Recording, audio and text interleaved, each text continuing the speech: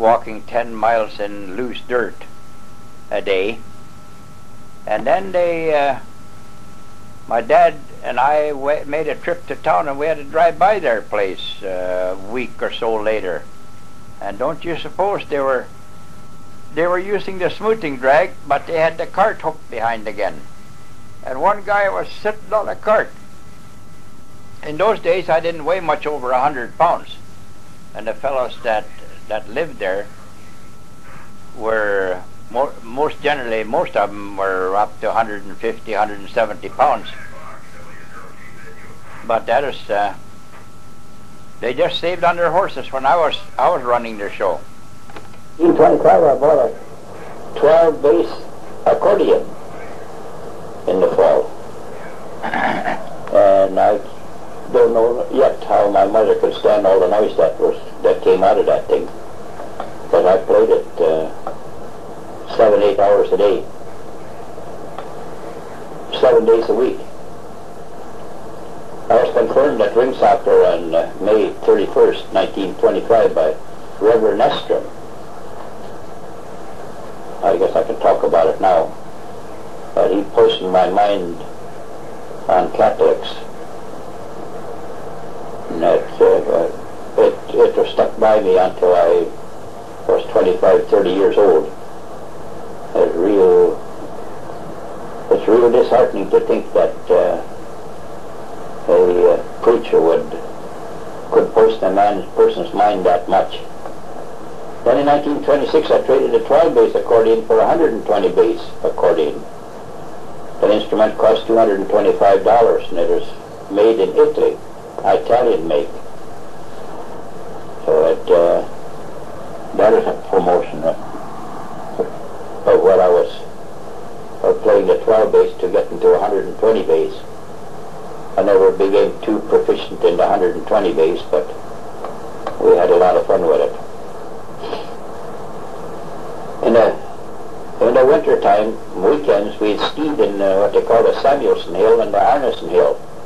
All the local boys and girls would get together on Saturday afternoon and Sunday afternoon. They'd have a great big time. Most of our equipment was handmade. There was no such a thing as a boughten toboggan or boughten skis. We made them ourselves. Made the skis out of shiplap and cut them down. We'd form them. Most of the time we didn't even form them. We just rode them down the way they were. But if we were a little better, had a little better ski than the rest of them, and then we put them in a form and made them, wet them down and put them back in the stove so they'd dry. And then of course they'd dry in the form that they were framed in. So that got to be quite an achievement to get skis that were bent in the middle, you know, so that the both ends would stick into the snow better. Then in the fall,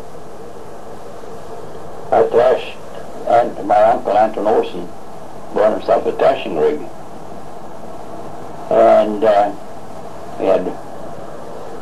he got all those young guys to come and haul bundles.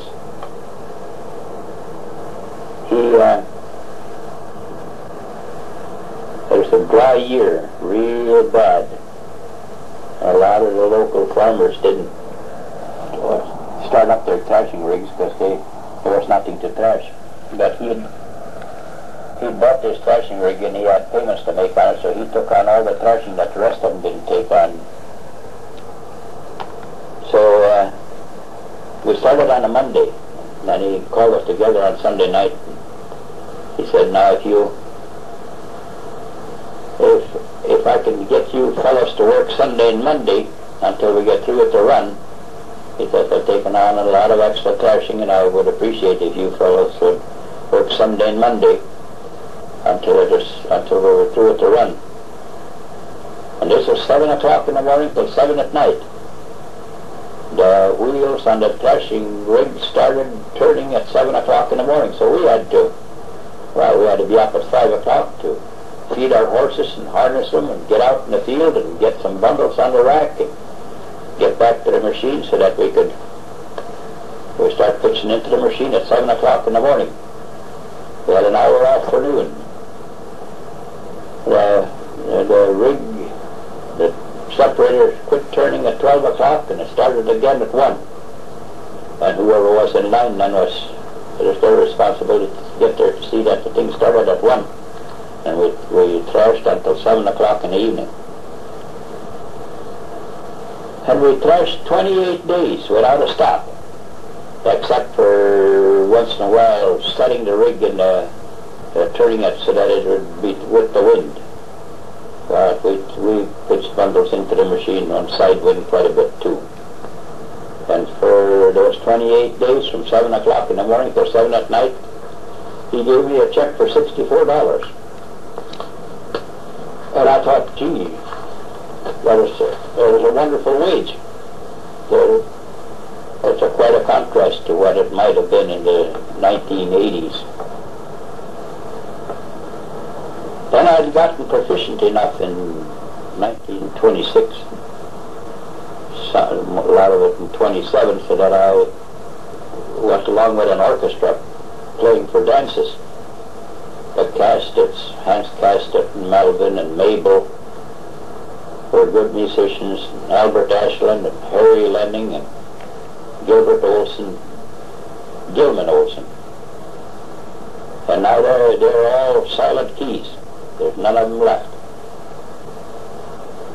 So I'm the only member of the orchestra, and there ain't going to be much playing anymore, I guess. And then in 27 we took advantage of the skiing hills at Samuelson's and Arneson's hills. That was big entertainment. We'd start skiing about 1:30 in the afternoon, and then we'd either go down to our place or up to Arneson's, go in for coffee, have a sandwich, and go back out and ski again. And then in the evenings, if we didn't get skiing in the afternoon, we'd go skiing in the morning, or in the evenings after it got dark. Had to be a little sun, the moon's light, of course, and couldn't be pitch dark, but we could go down those hills, lickety split, even in the dark. So it's a big recreation in those days. It wasn't a matter of running around like we're doing now. I hauled bundles with Anton Olsen's thrashing rig that in the fall of 27 too.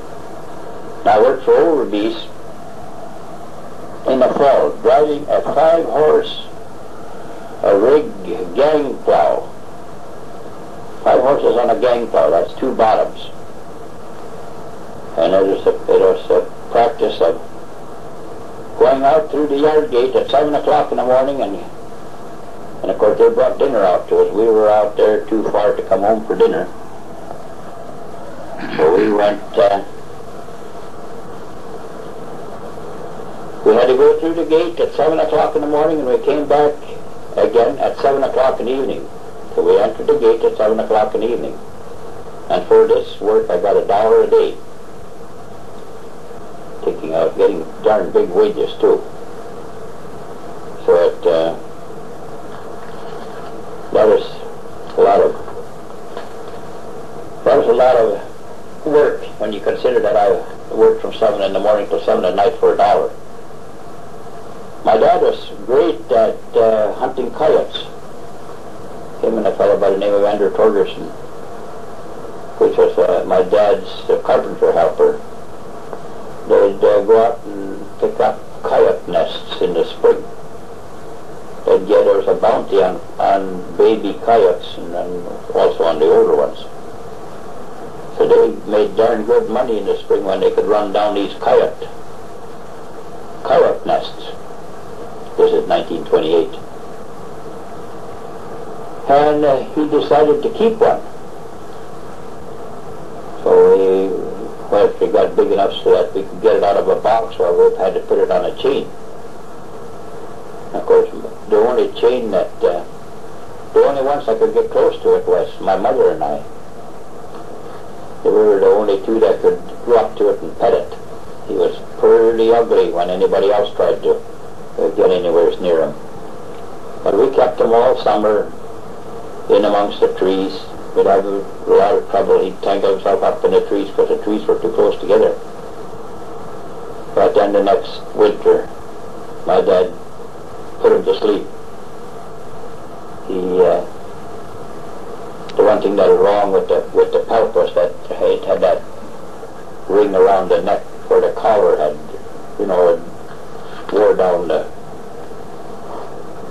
it wore down the fur so that he didn't sell very good.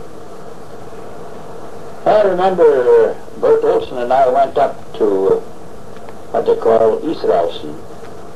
He lived there